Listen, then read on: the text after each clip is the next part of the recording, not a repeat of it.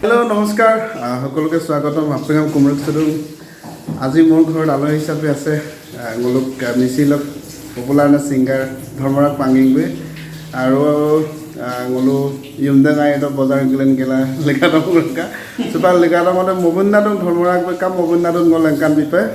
এটা মাছ চাৰিটা কিনিছিলো আৰু দুটা বাছি আছে ধৰ্মৰাগে কাটিলা तो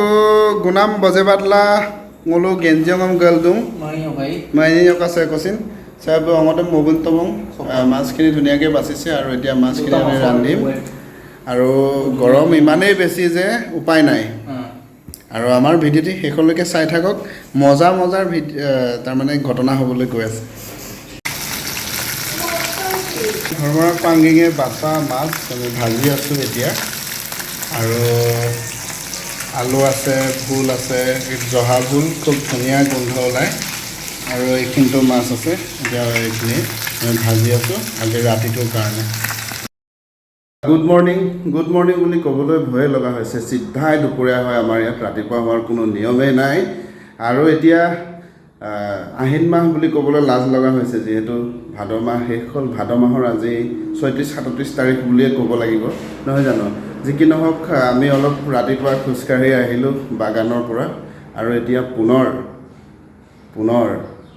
আজিৰ ৰন্ধন প্ৰকৰণ আৰম্ভ কৰিব বিচাৰিছোঁ চাই থাকক আমাৰ ভিডিঅ'টি শেষলৈকে আৰু আমাৰ ঘৰত কোনো ৰান্ধনি হৈ আছে তাকো চাব তো প্ৰথম কথা হ'ল শনিবৰীয়া বজাৰৰ পৰা কিনি অনা এয়া চেংমৰা কলডিল আৰু বেতগাজ আছে আজি কলডিল আৰু বেতগাজেৰে সৈতে গাহৰি মাংস বইল কৰা হ'ব এটা নতুন ষ্টাইল এথনিক ষ্টাইলত বনোৱা হ'ব আমাৰ এফালে হেল্পাৰ মিস্ত্ৰী দুইজন বেতগাজ কাটি আছে এতিয়া বখলীয়া চেলাই আছে আৰু এইফালে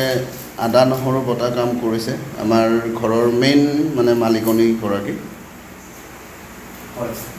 আৰু মই কাৰিকৰ মিস্ত্ৰী বাকী কেইজন হেল্পাৰ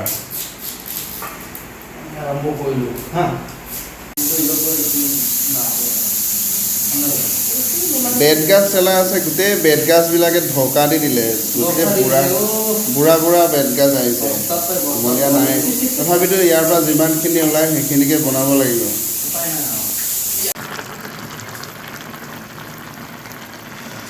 হালধি নিদিয়াকৈ বগাকৈ সিজাইছোঁ বেতগাজ আৰু কলডিল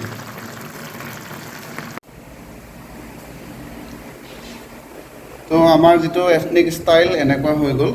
হালধি চালধি নাই দিয়া আৰু এয়া আমি এতিয়া ভাত খাম ভাত খাই পেলাই আমি ক'ৰবালৈ যাম হয় খানা কেনেকুৱা লাগিছে ধৰ্ম নিজে বনাইছা আমাৰ আলহী এগৰাকী আহি পালে আমি খাই থকা সময়তে নিজে বনাইছা নিজে খোৱা দেই